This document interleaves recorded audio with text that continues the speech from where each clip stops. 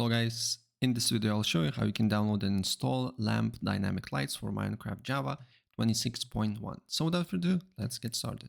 First of all, open a browser, then you just need to write LambDynamicLights, click Moderate link, then go to versions, then select platform, select fabric, game versions 26.1 and download this file.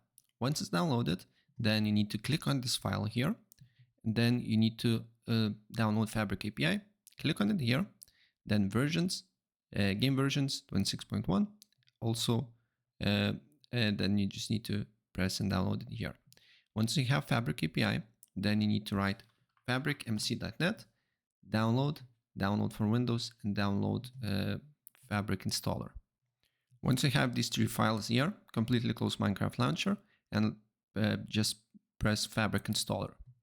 Wait for a couple of seconds and then select 26.1 and install. And you should get Fabric has successfully installed message. If for some reason you're not getting this, there is two reasons why. First, Minecraft and Minecraft launcher is not completely closed, or second one, you don't have Java. So install Java. Then what you need to do here is to open up Minecraft launcher and wait until it loads up. Then you need to go to Java Edition installations here, and then you should see Fabric Loader 26.1 and press on the folder here. And then you need to look for mods folder. If you don't have mods folder, press new and name it mods. Then you need to drag and drop these two files, Fabric API and LambDynamic. Then you can close this and load game through Fabric Loader 26.1.